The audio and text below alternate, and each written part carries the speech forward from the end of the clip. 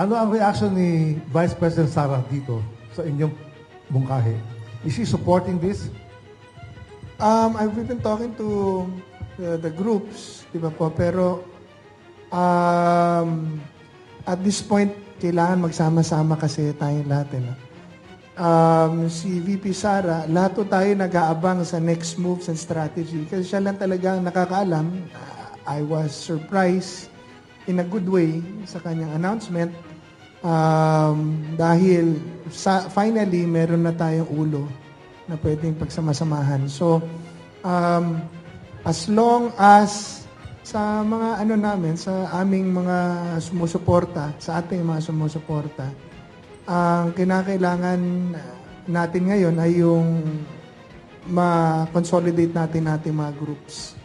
Yung mga naniniwala na sobra na itong ganitong klaseng pamamahalaan, mga nag-fail ang gobyerno ni Pangulong Marcos tuparin ang kanyang mga ipinangako at ituloy ang mga programang nagustuhan natin, ay magsama-sama towards a pagpanunumbalik dun sa kaayusan, kapayapaan at kalusugan ng ating ekonomiya at politika. So, we are throwing our support to VP Sara, and of course we're communicating with this group. And ang atin pong suportang ibinabato, nililiwanag natin, ay hindi lamang na sa kanya as a person, pero bilang partido, amin pong minumungkahi na pagsama-samahan talaga natin ay yung mabago natin ng sistema na siyang mangunguna dahil ito ay pinangunahan din ng kanyang ama. Tito Rod, linawin ko lang, when President Rodrigo Duterte first came out, he was really talking about federalism. Okay, sangayon siya, si Duterte. Kaya nagsama-sama ang iba't ibang mga Pilipino dahil sa kampanya na federalism at kampanya laban sa droga, korupsyon at kriminalidad. Question lang, Greco. Kung sakali maging presidente, at palagay mo magiging presidente si Sara, during her 6th term as president, may possibility ba na magkaroon ng change sa ating government system? Oh, definitely po. I think VP Sara is able and capable to bring these necessary changes. She's shown it in Davao. She's shown it in how she have conducted herself as Vice President and how she is leading. Paalala ko po sa lahat, si VP Sara is still very young. How old is she now? She's probably 47 or 48. Alam ko magkaedad kami ni VP. At lahat ng mga pangyayari ito sa bansa is new to everyone, including to her. You know, pinadampot ang tatay niya, di ba? Trinaydor siya. And now, you know, she's speaking up. Di ba? Iniipit siya ng Kongreso, ng buong gobyerno. There were times na siguro nabigla siya sa mga nasabi niya, which is normal after everything that was being done against her and her family.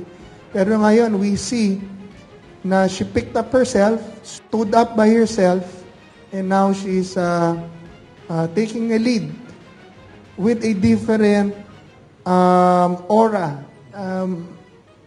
She started her announcement by saying sorry. So there is a change. So, and we know na itong character na to niya, na she's strong but is able to realize yung mga mistakes. Nobody is perfect. Ang kanyang pagkatakbo for president will also depend on who her running mate will be. Di ba? Importante, di ba? Kasi yung vice president mo, makakatulong din sa iyo, no? May mga reaction, no, na isabay daw si Robin Padilla, si Marcoleta. Anong view mo, Greco? Well, ang pinakamaganda talaga yung mga kasama na namin, no? Senator Bongo, di ba?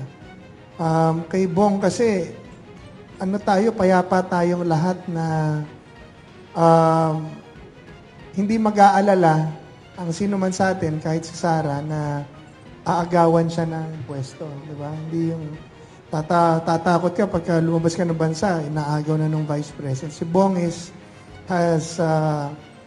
tested loyalty, faithfulness, and character, and the ability na maging magaling na public servant. Among the many national leaders ngayon, ang merong patunay na galing na pinakita, si Bong. When he was serving the former president, nakita rin natin how he managed the affairs of the office of the president. Napakagaling, napakabilis ng serbisyo, napakalapit ng gobyerno sa tao. I think si Bong would be a good vice president for Sara. Parang umaayaw lang si Senator Bongo, pero yung we talk about ability, alam nyo, very short, napakahirap ng pwesto ni Bong. Lagi na lang siyang naiipit sa lahat, sa kanya lahat galit. Siya ang inutusan, siya ang galit. Ngayon siya may kaso, padadampot pa siya sa ICC. Pero trabaho lang siya ng trabaho. You know? But then he stays, napakadali for Bong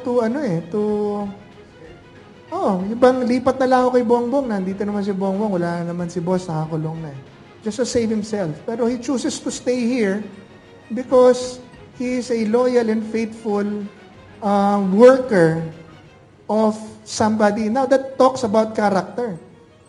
Ilang daan ng congressman po at mga senador at mga opisyal ng gobyerno naglipatan sa Pangulong Marcos on the first day or hindi pa nga nakaka-assume ng opisina si Pangulong Marcos noong 2022, lumipat na. Napakabilis, kaya nakita natin na dati anti-corruption ang buong gobyerno, ngayon pro-corruption na ang buong gobyerno. Pero si Bong stayed. That is character. That is a character that we can trust. Na tayong lahat, alam natin na mapangahawakan natin. Nakakabilib po yun dahil kakaunti yung ganon. One, si Robin is also a good partner for VP dahil he is very popular among the Filipinos. The lower class identifies with Robin very well, at maganda yung may Mindanao representative, merong Luzon representative, Muslim representative pa. Number 3, si Senator Marcoleta is a good partner for VP. Magaling, matalino, matapang, di ba? At walang sinisino. Si Senator Marcoleta po is someone na hindi pa lalampasin ng isang maliit na pagkakamali at maling konsepto na isinisingit ng kahit na sino. Yung minsan, ako, pinalalampas ko na yung mga masasamang ugali na maliliit na, palapasin mo na, huwag lang magkagulo. Pero siya, hindi, mali yan. Yung sinasabi niya, yung debate niya ngayon sa West Philippine Sea, hindi naman niya sinasabi huwag tayong lumaban eh. Ang sinasabi niya, huwag niyong bastusin. Diba? So, pero dahil sa karakter niya na yung mali-mali, hindi niya talaga pinalalampas. Ang sinasabi niya lang, huwag niyong bastusin, hindi huwag tayong lumaban. Ipaglaban natin yan, pero huwag niyong bastusin. Diba? Yung ganun. So that is also a very strong character na nakikita ko maganda sa isang bansa pag meron kang leader na ganyan kasi mali-mali, tama-tama, so malinaw tayong lahat. Ang mali-mali, tama-tama. So alam natin, walang gray, hindi gaya ngayon, hindi natin alam kung anong mali, hindi natin alam kung anong tama kay Bongbong dahil wala namang mali at tama, meron lang malakas. Di ba? Yun ang, kung sinong malakas, yun ang issue. Hindi yung tama ba yung ginawa mo, mali ba yung ginawa mo. Hindi, kung malakas ka ba o hindi. Kaya nagkagulo po ang ating ekonomiya, ang ating bansa dahil walang sistema. Fourthly, I think si Benji Magalong is also, Mayor Magalong can also be a good vice president. Magaling na mayor, matino. Kita natin, liberal siya, pero wala mo ng partidong usapan to, yung tao lang ha. Pero kita mo na doon lang siya sa tama. I think Lenny Robredo can also be a good partner for Sara. Lenny Robredo, Dilaw. Wala mo ng partido, doon muna sa pagkatao, di ba? Bakit po? Bakit? Ang isa nating problema talaga sa bansa natin, yung pag nanalo ang presidente, binibenga lahat ng kalaban. So, antimano, pagpupo ng presidente, hati na kaagad ang bansa.